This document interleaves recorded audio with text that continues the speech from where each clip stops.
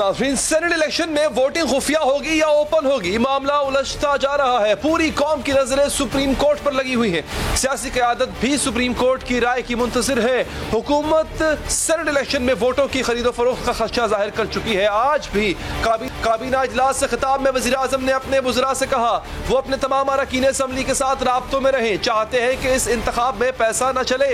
Open ballot से मुतालिक supreme court के फैसले के मुंतज़िर है। सुप्रीम कोर्ट जो हुक्म देगी एहतराम करेंगे। उन्होंने एक बार फिर दोहराया कि ओपन बैलेट की मुखालफत करने वाले इलेक्शन के बाद रोएंगे। वज़ीर आज़म ने कहा कि चाहते हैं अवाम की किस्मत का फैसला करने वाले वोट की कीमत ना लगाएं। करप्शन को रोकने के लिए हुकूमत ने अदालत से रुजू किया है। खुफिया वोटिंग की मौजूदगी में शफाफ सेनेट इलेक्शन कैसे कराए जा सकते हैं, इस सवाल पर आज भी सुप्रीम कोर्ट में बहस जारी रही। ओपन वोटिंग हो सकती है या नहीं हो सकती, अदालत बार बार इलेक्शन कमीशन से तसल्ली बख्श जवाब मांग रही है। गुज़िश्ता रोज सुप्रीम कोर्ट ने इलेक्शन कमीशन को ओपन बैलेटिंग के हवाले से दोबारा गौर करने की हिदायत की थी, लेकिन इलेक्शन कमीशन आज भी आइन के आर्टिकल 226 के तहत अपनी राय पर कायम रहा। गुज़िश्ता रोज भी चीफ इलेक्शन कमिश्नर ने काबिल शनाख्त बैलेट पेपर्स की मुखालफत की थी और आज भी इलेक्शन कमीशन ने सुप्रीम कोर्ट में जमा कराए गए जवाब में यही बताया कि ओपन बैलेट से इंतखाबात कराने के लिए आइन के आर्टिकल 226 में तरमीम करना होगी। खुफिया रायशुमारी में वोट काबिल शनाख्त नहीं होता। इलेक्शन कमीशन ने अदालत को यही बताया कि खुफिया वोटिंग का हुक्म आइन में मौजूद है। वोटों को खुफिया रखने का मतलब है कि हमेशा खुफिया ही रहेंगे। कास्ट किए गए वोट कभी किसी को दिखाए नहीं जा सकते। जस्टिस एजाजुल हसन ने इलेक्शन कमीशन के वकील के जवाब पर रिमार्क्स दिए कि वोट हमेशा के लिए खुफिया नहीं रह सकता। क़यामत तक वोट खुफिया रहना आइन में है, ना अदालती फैसलों में। जबकि चीफ जस्टिस ने कहा कि चीफ इलेक्शन कमिश्नर साहब, आप अभी तक इत्मीनान बख्श जवाब नहीं दे सके। अपना कानून पढ़कर आप सबको बता रहे हैं। बात की गहराई समझें। पूरे मुल्क की किस्मत आपके हाथों में है। इलेक्शन कमीशन की वजह से हुकूमत बनती है। सबको पता है हमारे सेनेट इंतखाबात कैसे होते रहे हैं। दौरान समाअत अटॉर्नी जनरल ने इंकशाफ किया कि सेनेट इलेक्शन में इस बार अदायगियों का तरीक़ाकार बदल चुका है। हुंडी के जरिए दुबई में भी अदायगियां हो रही हैं और इनका रेट भी ज्यादा है। अटॉर्नी जनरल ने कहा कि स्टेट बैंक से इक़दामात का कहा गया है। स्टेट बैंक से पैसा ट्रांसफर नहीं होगा। इस्लामाबाद में भी कुछ लोग नोटों से भरे बैग लेकर बैठे हैं। इस मौका पर जस्टिस एजाजुल हसन ने कहा कोई जमात तनासुब से हटकर नशिस्तें जीत ले तो निज़ाम तबाह हो जाता है। ताहम यहाँ पर बता दें कि तनासुब का मतलब है कि किसी भी जमात की वो मुमकिना सेनेट की नशिस्तें जो वो अपने अरकान की तादाद की बुनियाद पर जीत सकती। चीफ जस्टिस ने इलेक्शन कमीशन से पूछा कि इलेक्शन कमीशन मुतनासिब नुमाइंदगी को कैसे यकीनी बना सकता है। माज़रत के साथ नाज़रीन, बस एक लम्हे के लिए, जिस जमात की सेनेट में जितनी नशिस्तें बनती हैं इसे उतनी मिलनी चाहिए। किसी जमात को कम नशिस्तें मिले तो जिम्मेदार इलेक्शन कमीशन होगा। अगर कोई जमात तनासुब से ज़्यादा सेनेट सीटें ले तो इलेक्शन कमीशन क्या करेगा। इस पर वकील ने कहा कि किसी को वोट का हक इस्तेमाल करने से नहीं रोक सकते। असदाना वोट न दिया गया तो सेनेट इंतखाबात इलेक्शन नहीं लड़ सकेंगे। वोट देखने के लिए आर्टिकल 226 में तरमीम करना होगी। वोट ता क़यामत ही खुफिया रहता है। इस पर चीफ जस्टिस ने कहा कि क्या मुतनासिब नुमाइंदगी ना होने से सेनेट इलेक्शन कलअदम हो जाएंगे। साथ ही उन्होंने कहा कि वोटिंग बेशक खुफिया हो लेकिन नशिस्तें उतनी ही होनी चाहिए जितनी बनती है। पार्टी तनासुब से नुमाइंदगी के इम्कान पर मुअज़्ज़ज़ बेंच ने एक रुकन जस्टिस याहिया को अपने रिमार्क्स में कहा कि अगर पार्टी नुमाइंदगी के तनासुब से फैसला होना है तो इलेक्शन की ज़रूरत ही क्यों है।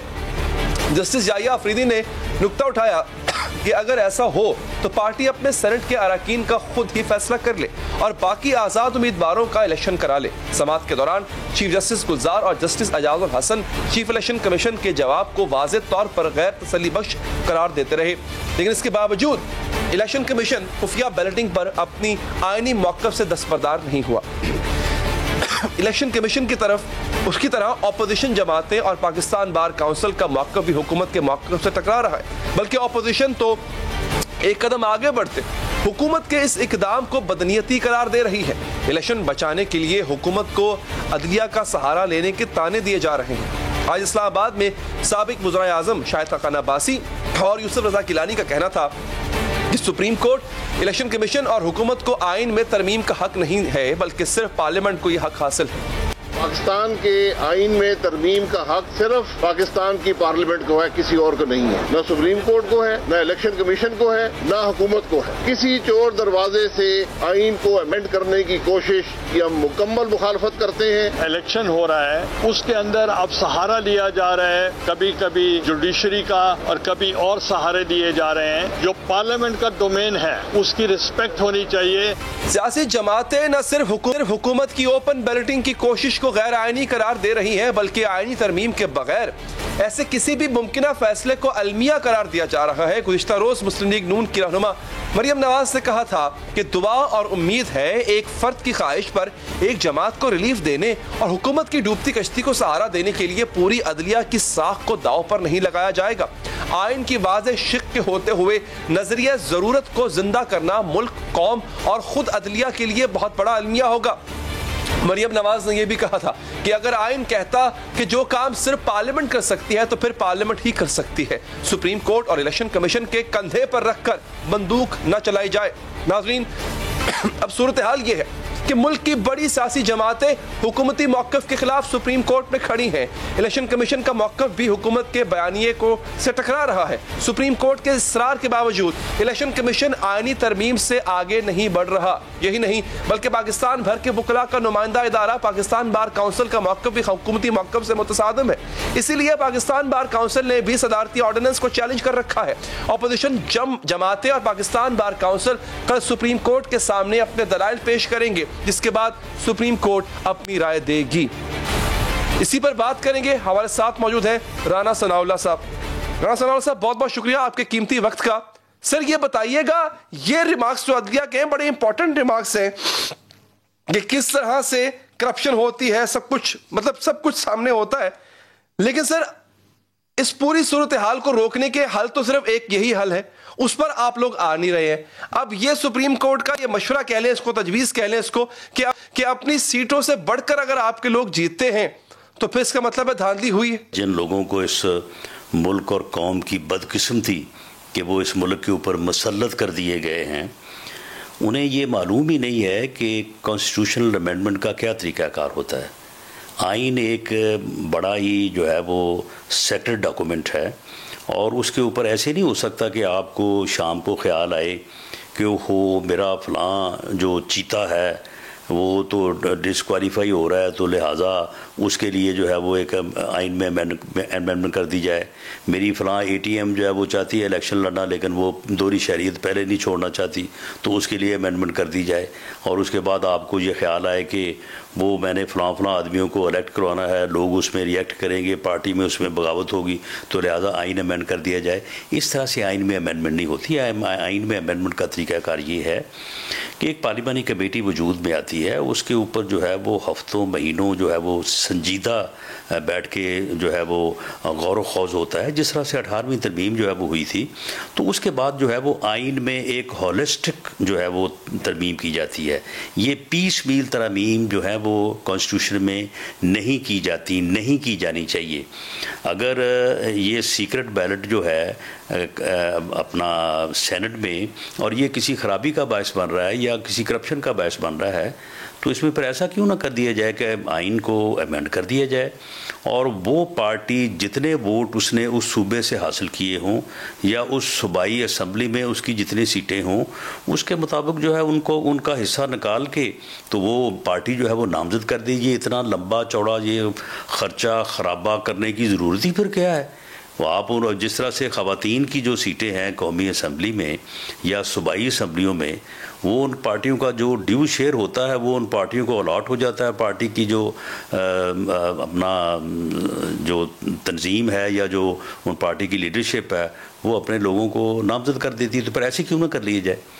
تو یہی تو ہم کہتے ہیں کہ اس کے اوپر بیٹھا جائے، اس کے اوپر بات کی جائے، اور اس کے بعد جو ہے کنسنسس کے ساتھ جو ہے وہ کانسٹیٹیوشن کو امینڈ کیا جائے۔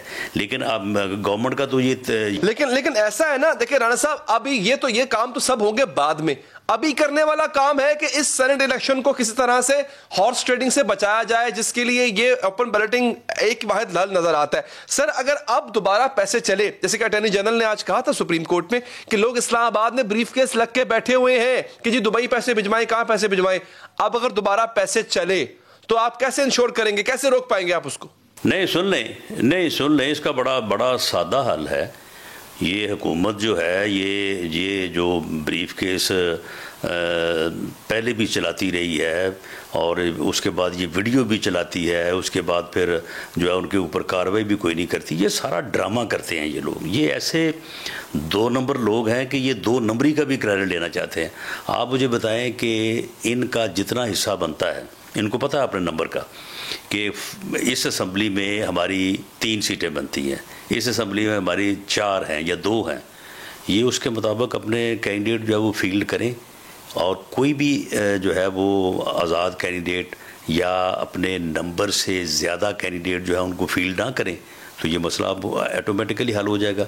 یعنی جو کرنے کا کام ہے وہ تو انہوں نے کرنا نہیں ہے. انہوں نے تو کرنا ہے پراپیگنڈا, انہوں نے تو کرنا دینی ہے گالیاں اپنے مخالفین کو اور اپوزیشن کو, کیونکہ اس کے علاوہ تو اور ان کی کارکردگی کوئی نہیں ہے. آپ مجھے بتائیں کہ اس وقت KPK میں جو 4 آزاد امیدوار ہیں ان کو سیکنڈ اور پرپوز کس نے کیا ہے؟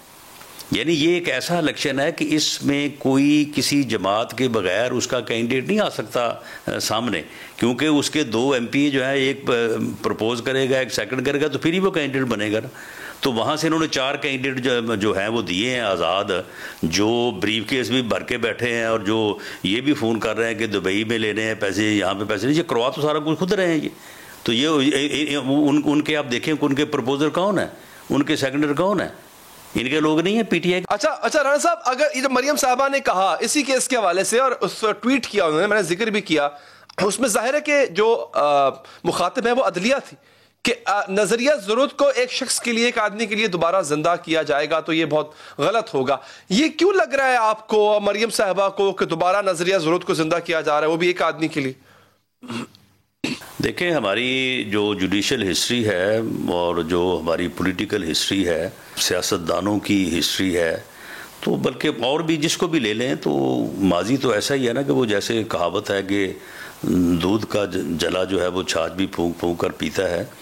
تو اس میں تمیز الدین کیس کے فیصلے سے لے کے تو جنرل مشرف کو آئین میں امینڈمنٹ کا اختیار دینے تک کے جو فیصلے ہیں وہ آپ کے سامنے ہیں. ایسے فیصلے ہوتے رہے ہیں جو ان فیصلوں نے بنیادی طور پہ جو ہے وہ اس ملک کی جمہوریت کو, اس ملک کی آئینی تاریخ کو جو ہے وہ نقصان پہنچایا ہے.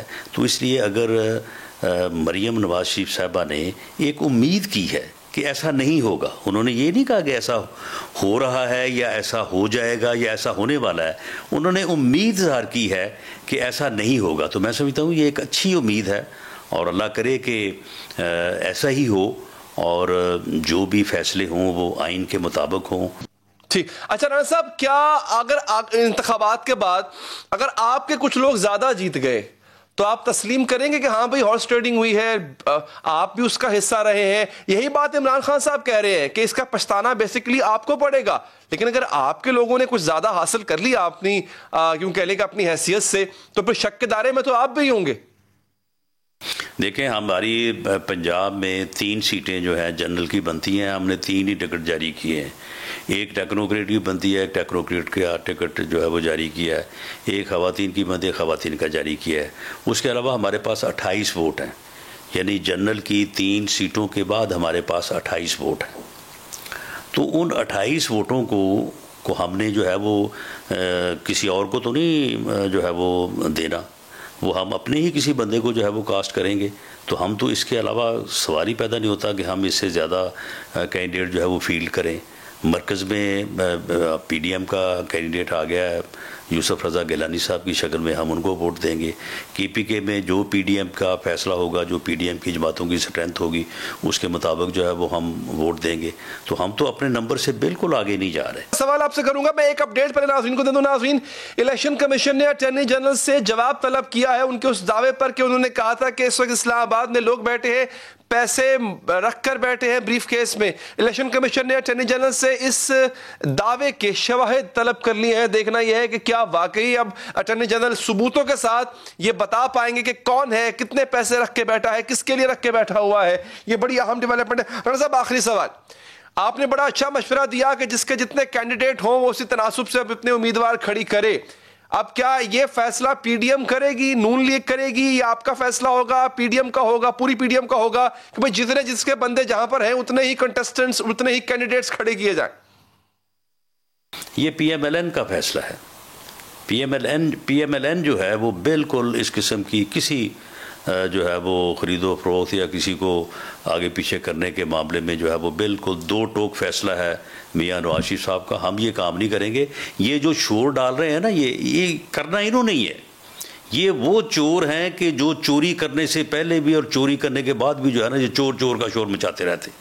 انہوں نے کرنی چوری انہوں نے ہے, تو اس لیے یہ چور چور کا شور مچا رہے ہیں. یہ ان کو ہی پتا ہے. بہت بہت شکریہ رنا ثناء اللہ. قیمتی وقت کا ناظرین ایک وقفہ یہاں پر لیتے ہیں. وقفے کے بعد آپ کو بتائیں گے کہ عمران خان صاحب نے الیکشن سے پہلے جس ٹیم ہونے کا دعویٰ کیا تھا کہ ان کے پاس ایکسپرٹس کی ٹیم ہے, وہ ٹیم گئی کہاں, کہاں غائب ہو گئی, آسمان کھا گیا, زمین نکل گئی. اس ٹیم کا پتہ کریں گے اور پوچھیں گے شفقت محمود صاحب سے کہ سر کیا ہوا اس وعدے کا. اس وقفے کے بعد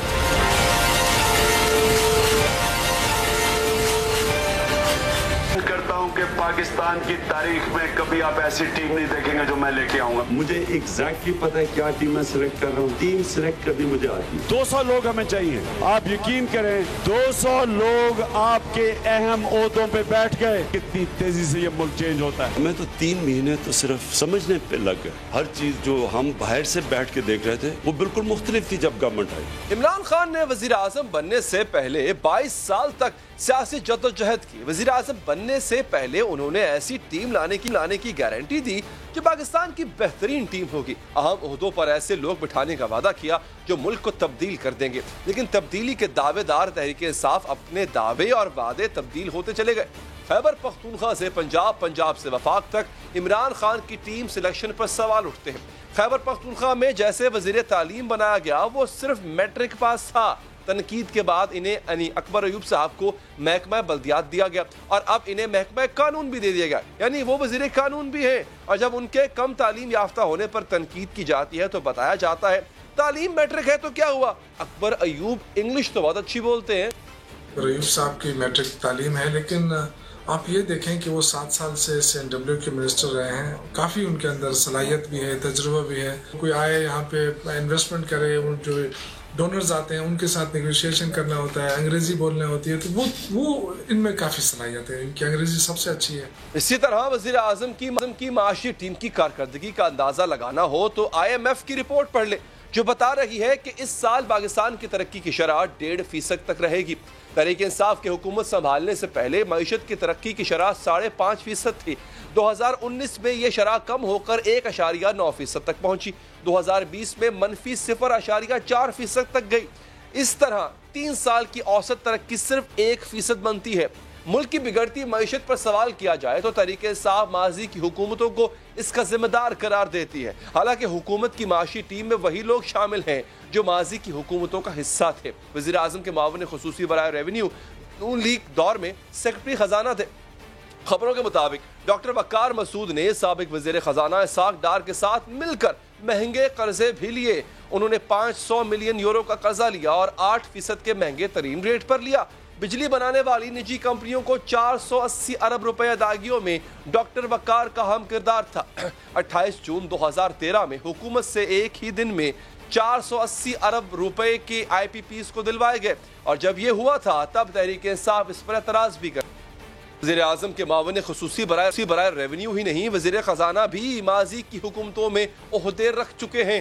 وزیر خزانہ حفیظ شیخ مشرف دور میں سندھ کے وزیر خزانہ تھے, پھر وزیر اعظم کے مشیر نجکاری اور سرمایہ کاری رہے, پھر پیپلز پارٹی کے مشیر خزانہ اور سینیٹر بنے. اب تحریک انصاف کے بھی وزیر خزانہ ہیں اور سینیٹر بننے جا رہے ہیں. تحریک انصاف نے اپنی معاشی پالیسیاں انہی عہدے داروں کے حوالے کر رکھی ہیں جو ماضی کی حکومتوں کا حصہ تھے. اس کے باوجود اپنے دور کے مہنگے ٹماٹروں کا ذمہ دار بھی گزشتہ حکومتوں کو ہی قرار دیا جاتا. ڈالر تھا اس کو انہوں نے ایک مصنوعی سطح پہ رکھا ہو سکتا. بجلی کیوں مہنگی ہے؟ پچھلی حکومت ہے, انہوں نے مہنگے کانٹریکٹس کیے, ڈی ویلیو کے بھاشن دیتے ہیں عوام کو کہ جی مہنگائی ہو گئی ہے. بھئی وجہ تو آپ ہی ہیں. پہلے تو بھی یہ مسائل ہیں, یہ ماضی کی حکومتوں کی نااہلی سے, ان کی کرپشن کی وجہ سے آج ملک ایسے حالت جگہ پہ کھڑا ہوا ہے. جب عمران خان وزیر اعظم بنے اور حکومت سنبھالی تو کتنے ہی وزراء دوسری پارٹیوں سے لینے پڑے.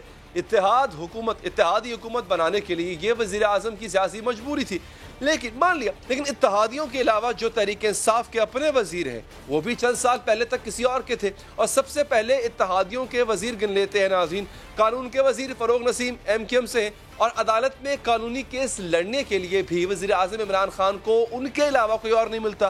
آرمی چیف کی مدت ملازمت میں توسیع کا کیس ہو، فروغ نسیم نے وزارت قانون چھوڑی اور حکومت کی وکالت کی۔ جسٹس قاضی فائز عیسیٰ نے اپنے خلاف صدارتی ریفرنس پر درخواست دائر کی تو فروغ نسیم نے پھر وزارت قانون چھوڑ کر حکومت کی وکالت کی۔ انفارمیشن ٹیکنالوجی کی وزارت بھی MQM کے پاس تھی، لیکن خالد مقبول صدیقی نے ناراض ہو کر استعفیٰ دیا تو اب سید امین الحق یہ وزارت سنبھالتے ہوئے ہیں۔ ہاؤسنگ کے وزیر ہیں طارق بشیر چیمہ صاحب جو کہ کوف لیگ سے، کابینہ میں شامل زبیدہ جلال بلوچستان عوامی پارٹی سے ہیں، Fahmida Mirza grand democratic alliance سے ہیں، ماضی میں جو پیپلز پارٹی کی انفارمیشن منسٹر رہی ہیں وہی فردوس عاشقہ وان صاحبہ پہلے وزیر اعظم کی معاون خصوصی برائے اطلاعات رہیں اور اب وزیر اعلیٰ پنجاب کی معاون خصوصی ہیں۔ وزیر خارجہ شاہ محمود قریشی بھی پیپلز پارٹی سے تحریک انصاف میں شامل ہوئے تھے، اور جب انہوں نے تحریک انصاف میں شمولیت اختیار کی تھی تب فردوس عاشقہ وان کہا کرتی تھی کہ جو پیپلز پارٹی چھوڑ دیتا ہے وہ رسوا ہو جاتا ہے۔ پاکستان پیپلز پارٹی میں جب کوئی آتا ہے اس کو عزت ملتی ہے، احترام ملتا ہے، جب وہ جاتا ہے تو وہ دنیا اور آخرت میں رسوا ہوتا ہے، اور یہ تاریخ اس کی گواہ ہے۔ اسی طرح سمسام بخاری پیپلز پارٹی میں وزیر مملکت برائے اطلاعات تھے، اب وہ تحریک انصاف کی پنجاب حکومت کا حصہ ہے۔ ندیم افضل چند پیپلز پارٹی کے عام رہنما تھے، وہ وزیر اعظم عمران خان کے ترجمان رہے اور بعد میں استعفیٰ دے دیا۔ فواد چودھری پیپلز پارٹی کے ساتھ تھے، اس سے پہلے مشرف کے ترجمان تھے۔ بریگیڈیئر اعجاز شاہ کا شمار بھی پرویز مشرف کے اہم ساتھیوں میں ہوتا تھا۔ پرویز مشرف کے ساتھ کون تھے؟ ابھی مجھے تو سر کو ہاتھ دینا پڑتا ہے، کل ہمارے ساتھ تھے، ہمارے اسپوک مین تھے، آج وہاں بیٹھے ہوئے لوگ، پھر کیا کہیں ان کو؟ قربان جاتے تھے۔ تمہارا نہ کوئی تحریک انصاف سے تعلق ہے، نہ کسی سوچ سے تعلق ہے، پارٹیوں سے بھاگے ہوئے بھگوڑے ہو، لوٹے ہو، پیسے بنانا چاہتے ہو۔ چودھری سرور نون لیگ کے دور میں گورنر پنجاب تھے اور پھر تحریک انصاف میں آئے۔ اعظم سواتی JUI کے ٹکٹ سے سینیٹر منتخب ہو چکے ہیں۔ شفقت محمود بھی مشرف دور میں صوبائی وزیر رہ چکے ہیں۔ خسرو بختیار اور عمر ایوب بھی شوکت عزیز کی کابینہ کا حصہ رہ چکے ہیں۔ بعد میں یہ نون لیگ میں شامل ہو گئے تھے، اور جب وہ ایوان میں گزشتہ حکومتوں کی برائی کا اور بری کارکردگی پر تنقید کرتے تو اراکین اسمبلی انہیں یاد دلاتے ہیں کہ آپ تو خود ان کی حکومتوں کا حصہ تھے۔ 2014 میں جناب اسپیکر ذرا ریکارڈ چیک کریں، کون سی حکومت تھی؟ حماد صاحب کون سی حکومت تھی؟ آپ کی نہیں، آپ کی مسلم لیگ نون کی حکومت تھی۔ جناب اسپیکر آپ کی حکومت تھی، میں کوئی کیبنٹ میں نہیں تھا۔ اور جب عمران خان کی ٹیم میں شامل 28 وفاقی وزراء میں سے ان کو گنا جائے تو خالصتاً تحریک انصاف سے ہیں، تو یہ گنتی ہاتھ کی انگلیوں پر پوری ہو جاتی ہے۔ نمبر 1 وزیر منصوبہ بندی اسد عمر، نمبر 2 وزیر بحری امور علی زیدی صاحب، 3 ہے وزیر مواصلات مراد سعید صاحب، 4 وزیر آبی وسائل فیصل وابڈا، 5 شیریں مزاری صاحبہ، 6 ہیں علی امین کنڈا پور صاحب، 7 شبلی فراز صاحب، اور پھر بس وفاقی وزراء میں سے صرف باقی 7 افراد رہ جاتے ہیں جو ہمیشہ سے تحریک انصاف کے ساتھ تھے۔ اس کے باوجود ہر غلطی کا ذمہ دار اور ہر غلطی کی ماضی کی حکومتوں پر ہی ڈال دی جاتی ہے۔ کیوں ڈال دی جاتی؟ پوچھیں گے وفاقی وزیر شفقت محمود صاحب سے۔ شفقت صاحب شکریہ، آپ کو تکلیف اس لیے دی کیونکہ آپ تو بڑے عرصے سے تحریک انصاف کے ساتھ ہیں، آپ سے پہلے حالانکہ آپ کسی اور حکومت میں تھے، لیکن سر عرض یہ ہے کہ وہ تمام لوگ جن کو آپ پاکستان کی بربادی کا ذمہ دار ٹھہراتے تھے، وہ جماعتیں اور ان جماعتوں میں شامل لوگ، وہ اب آپ کی ٹیم کا حصہ ہے۔ 22 سال عمران خان صاحب نے سٹرگل کی، وہ دعوے وہ وعدے جو میں نے سنا بھی دیا ہے آپ کے سامنے اور عوام کے سامنے کہ میرے پاس ایک ایسی ٹیم ہے جو ملک کی تقدیر بدل دے گی۔ سر یہ ٹیم کہاں تھی؟ ہمیں تو کہیں نظر نہیں آئی، پھر آپ کو ادھر ادھر سے لوگ لینا پڑے۔ دیکھیں یہ جو انگریزی میں کہتے ہیں رش ٹو ججمنٹ، کہ آپ نے فوری طور پہ ایک فیصلہ بھی سنا دیا کہ جناب ٹیم بلڈنگ نہیں ہے۔ مجھے آپ یہ بتائیں کہ جہاں تک کیبنٹ کا تعلق ہے، اگر آپ 2018 سے لے کے آج تک کیبنٹ دیکھیں، سوائے چند تھوڑی سی چینجز کے کیبنٹ تقریباً وہی کی وہی ہے۔ یہ پنجاب میں بھی اس طرح ہی ہے، KP میں بھی اس طرح ہی ہے، کچھ جگہ پہ تبدیلی کی ہے اور وہ تبدیلی ہوتی رہتی ہے، کوئی انہونی بات نہیں ہے۔ ساری دنیا میں ایسے ہوتا ہے کہ جب آپ گورنمنٹ میں آتے ہیں اور جب آپ کام کرنا شروع کرتے ہیں تو پھر آپ کو دیکھتا ہے کسی کا ایپٹیچیوڈ ایک طرف ہے، کسی کا ایپٹیچیوڈ دوسری طرف ہے۔ اسد عمر صاحب ہٹے، حفیظ شیخ was one of the best.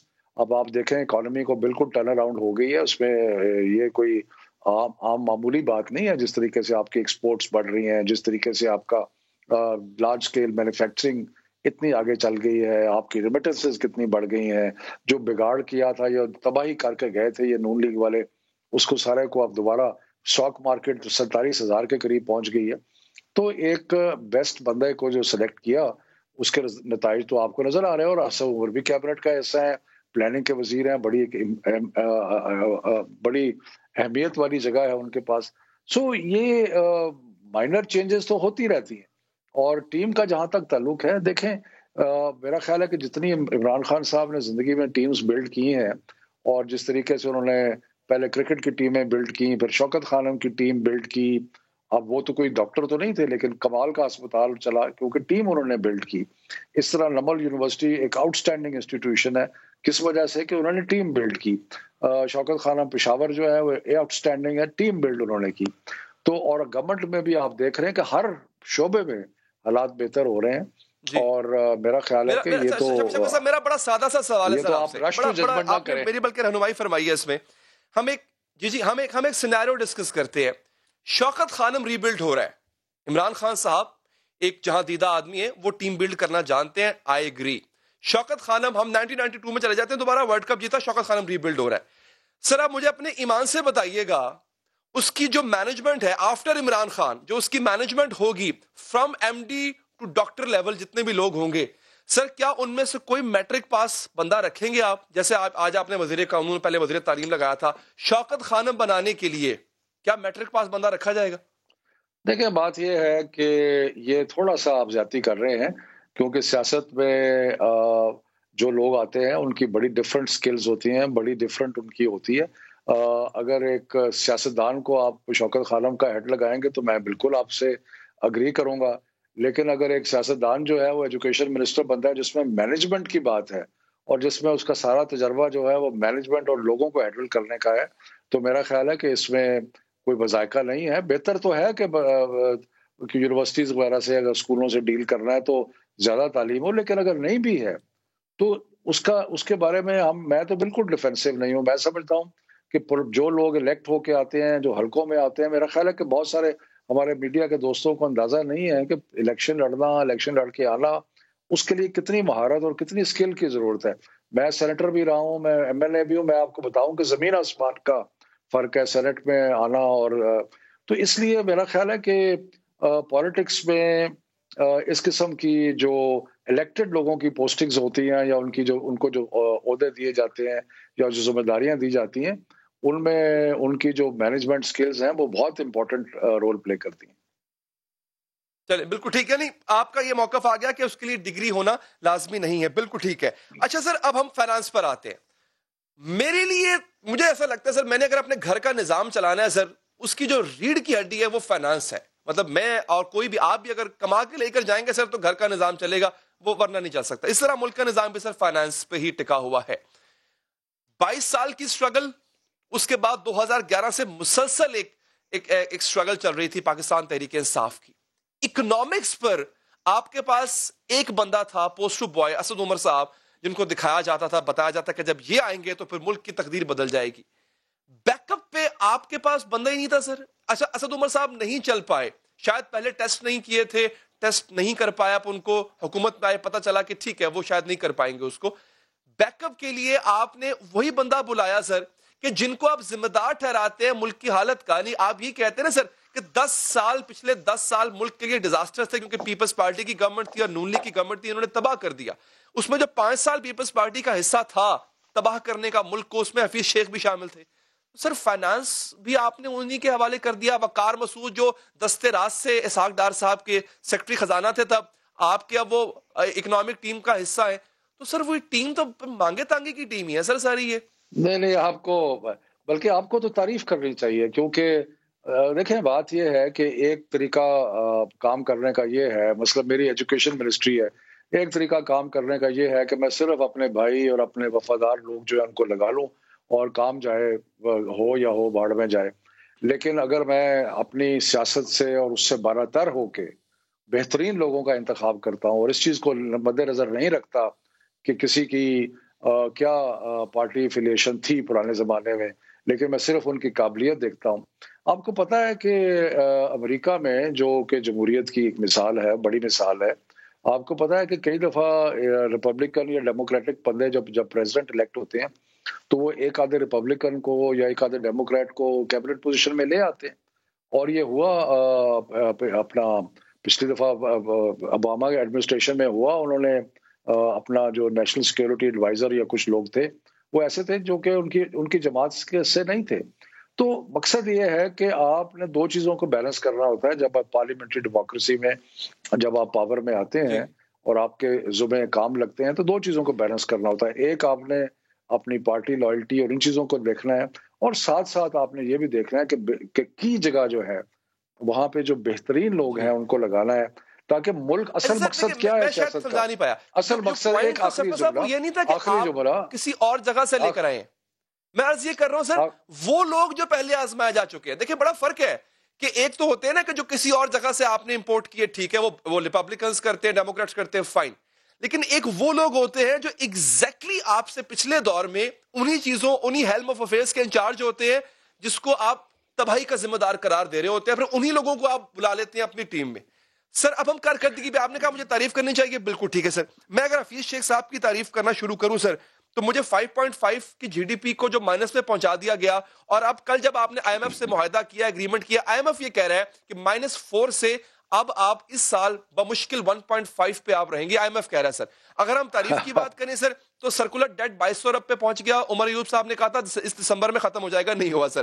کارکردگی کی بات کرتے ہیں سر، انفلیشن ڈبل ڈیجٹ میں تھی سر، ابھی بھی بڑا مشکل ہے کہ وہ سنگل ڈیجٹ میں آ کے رک جائے. ہم اگر تعریف کی بات کرتے ہیں سر تو قرضے ملک کی تاریخی سطح پر پہنچ چکے ہیں. تو سر پھر اگر ہم تعریف بھی کریں تو سر کیسے کریں سر؟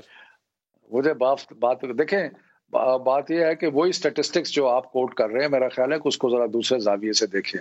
جہاں تک آپ کا سرکولر ڈیٹ ہے وہ $20 بلین تھا، جو کہ اب تقریباً پہلے تو بالکل ہی نارمل ہو گیا تھا، کوئی $3-4 بلین پہ آ گیا. اتنا بڑا فرق پڑا ہے.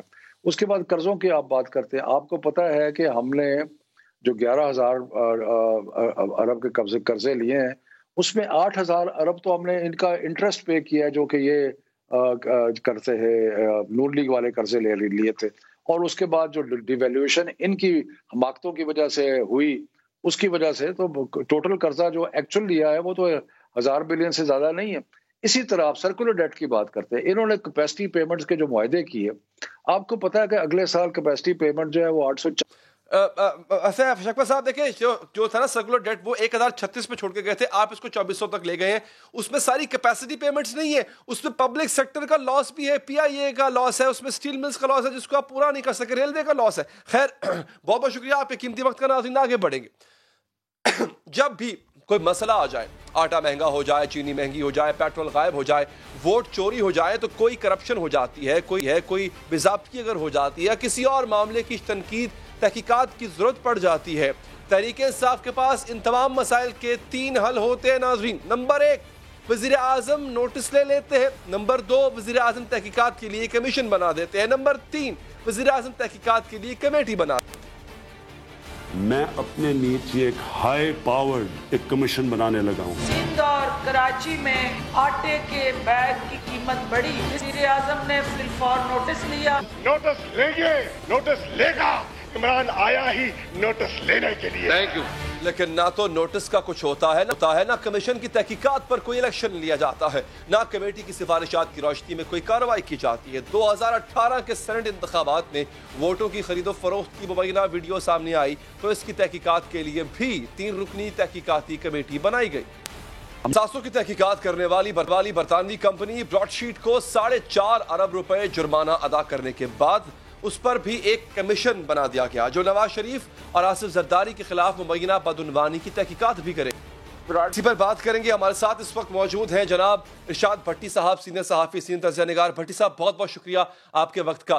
سر یہ کمیٹی ہی کھیلتے رہیں گے یا پھر کچھ تحقیقات جو بھی ہوتی ہیں اس پہ کارروائی بھی ہوگی؟ میرے پاس ابھی چونکہ وقت کم ہے، یہ دیکھیے چینی پہ کمیٹی بنی، تحقیقاتی کمیشن بنا، رپورٹ آ گئی. آٹے پہ بنا، رپورٹ آ گئی. اچھی بات ہے، رپورٹ آ گئی، اس پہ پبلک بھی کیا گیا. سر اس کے بعد 2018 کے جو یہ سینٹ کے انتخابات ہوئے اس پہ بھی کمیٹی بنا دی گئی، پتہ نہیں اس کا کیا ہوگا.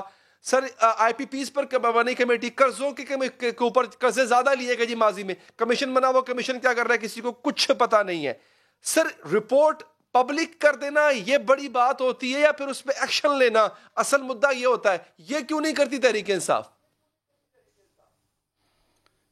کر نہیں پاتی بھائی جان. نمبر 1 حمود الرحمان کمیشن سے لے کر ایبٹ آباد کمیشن تک، بلکہ قرضہ کمیشن تک، بلکہ شوگر کمیشن تک، بلکہ ساری کمیٹیاں کمیٹی نوٹس لیا کیا ہوا، تحقیقات شفاف ہوئیں کیا ہوا، کمیٹی بنی کیا ہوا، اس کی رپورٹس آئیں کیا ہوا، ملزم کچھ ڈکلیئر ہوئے کیا ہوا.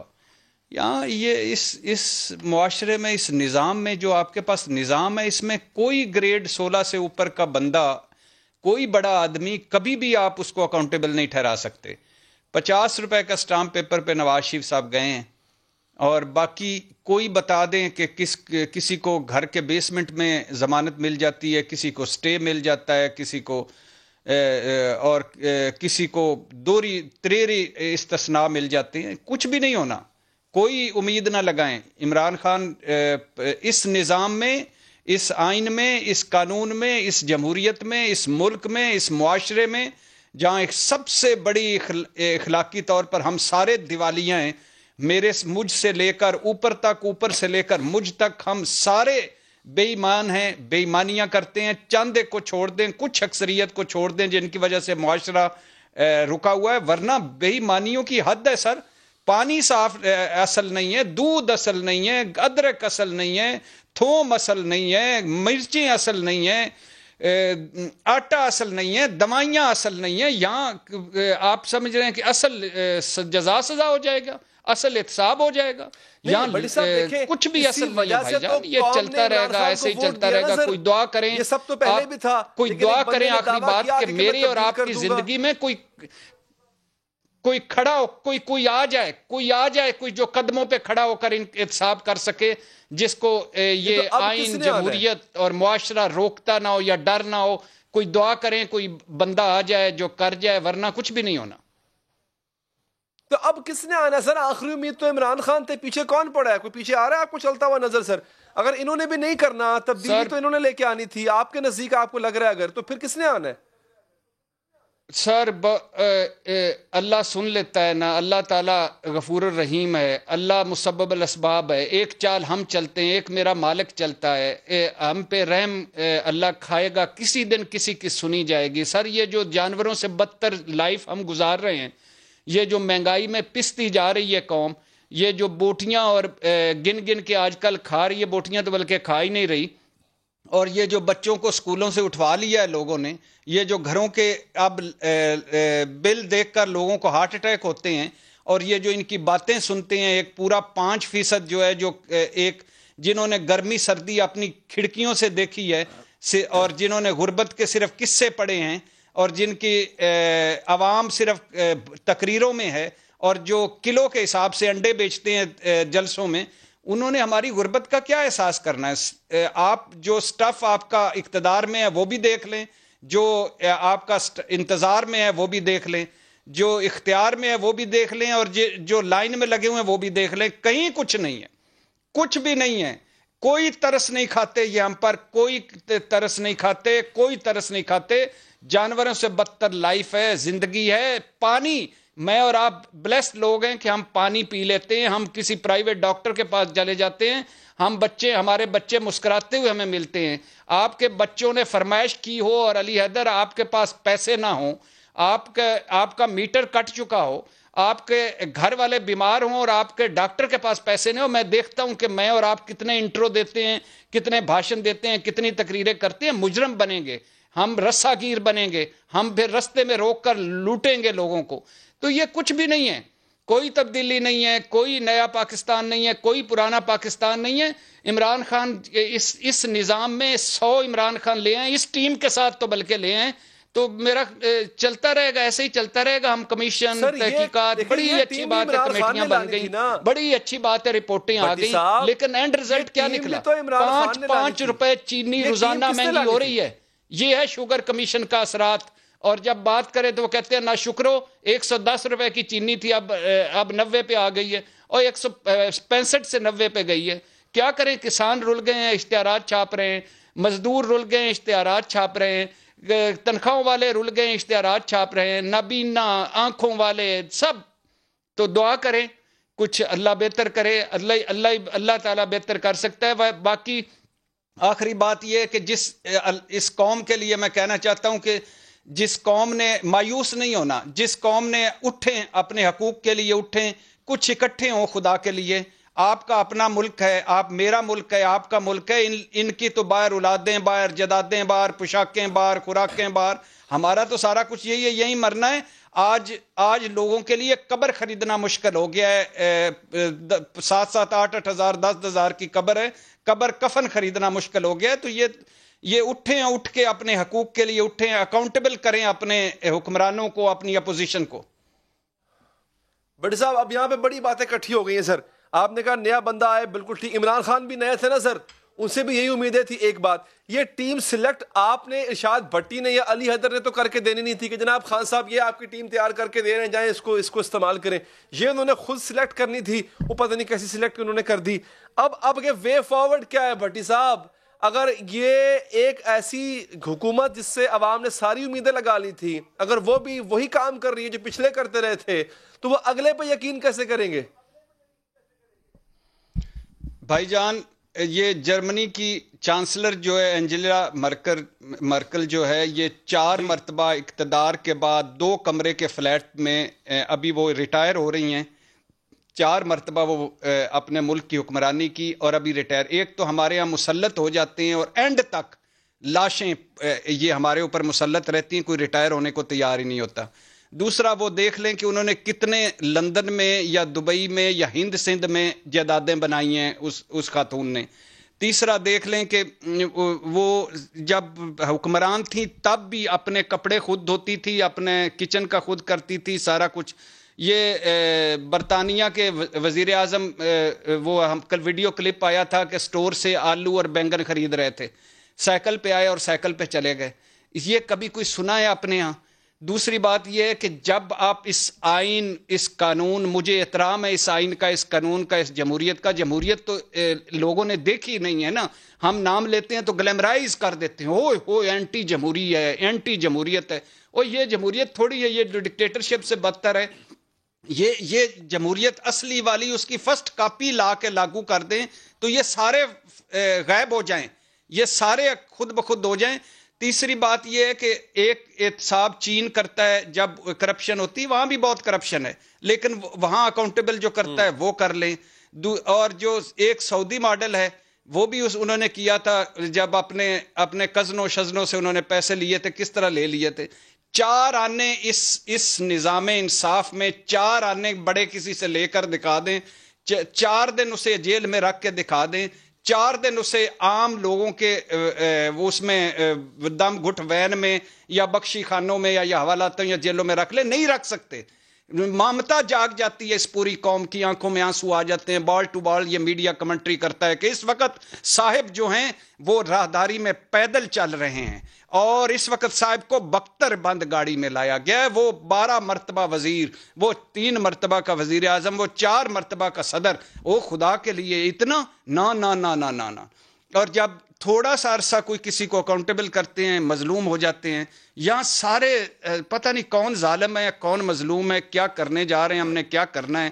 یہ ملک یتیم ہو گیا ہے، پاکستان یتیم ہو گیا ہے. ساروں کے والی وارث ہیں. کوئی ادارہ مجھے بتا دیں جو اپنے قدموں پہ کھڑا ہو، کوئی ایک ادارہ. Pakistan steel, Pakistan railway, PIA، Pakistan post, کوئی ایک ادارہ کوئی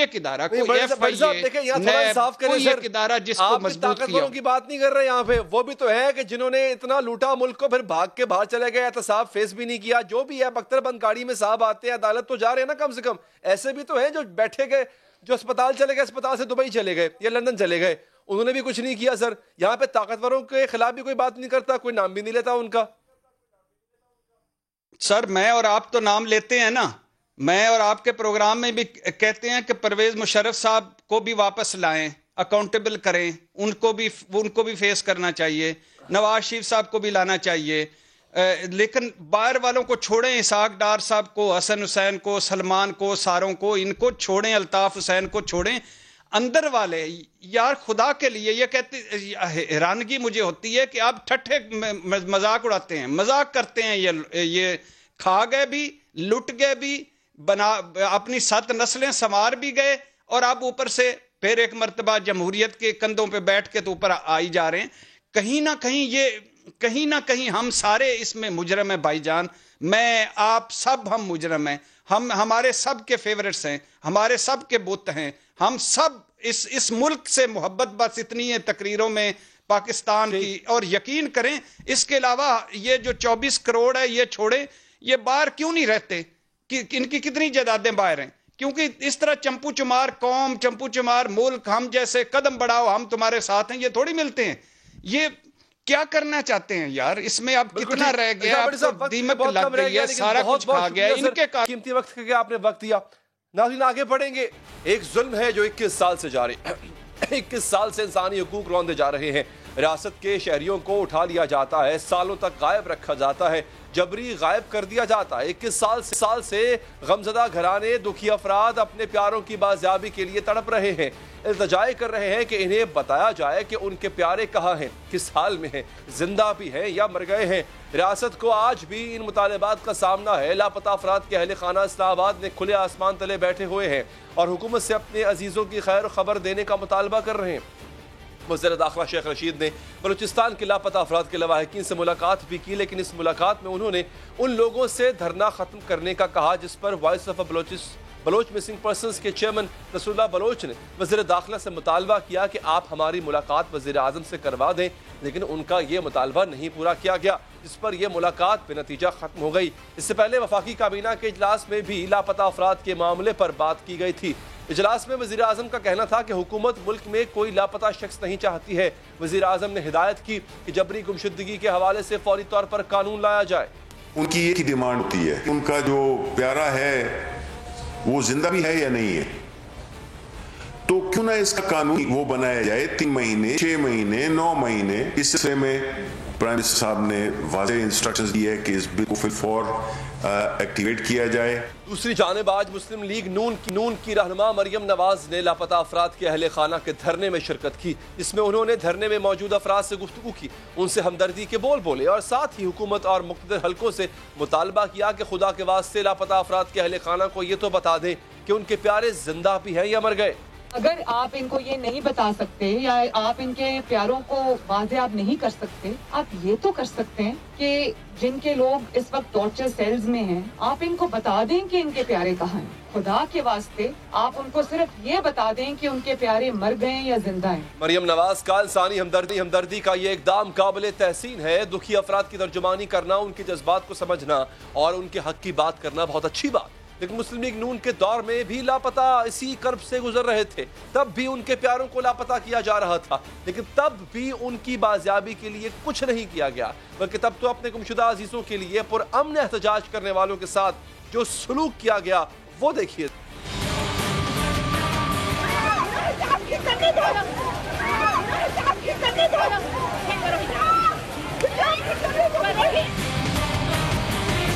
नवाज हुकूमत के इस रवैये पर यही सवाल आज मरियम नवाज से भी किया गया, तो उनका जवाब था कि मैं इस वक्त सिवाय इजहार यकजहती के कुछ नहीं कर सकती। अगर इक़्तिदार में मजबूरी आ जाए तो इक़्तिदार छोड़ देना चाहिए। रास्ता आज आप हुकूमत को दिखा रही हैं, ये आपके वक्त भी ये ऑप्शंस खुले हुए थे, तो आपके रास्ते पर रुकावट क्या चीज़ थी? मैं इन मामलात को नहीं जानती। मैं ये ज़रूर समझती हूँ क्योंकि मैंने दूर से देखा है, मजबूरियाँ हैं, होती हैं। साहिबा के ऊपर, जंजुआ साहिबा के ऊपर पर्चा कटा, उनको घसीटा गया और उस वक्त के प्राइम मिनिस्टर ने फौरन उसको वापस किया। ये तो कर सकते हैं ना। पाकिस्तान में लापता अफराद या जबरी गुमशुदगियों का मामला बहुत पुराना है।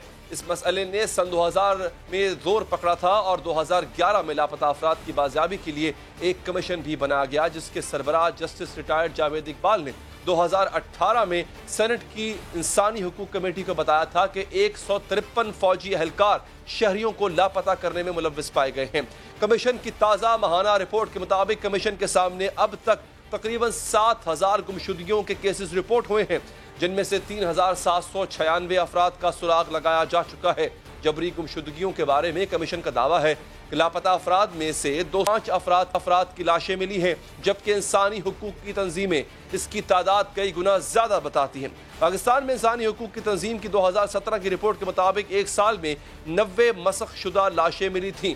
لاپتہ افراد کے حوالے سے قانون سازی کے لیے موجودہ حکومت بھی کام کر رہی ہے۔ 2 دن پہلے وزیر انسانی حقوق شیریں مزاری نے بتایا تھا کہ حکومت جلد ہی قانون منظور کرا لے گی۔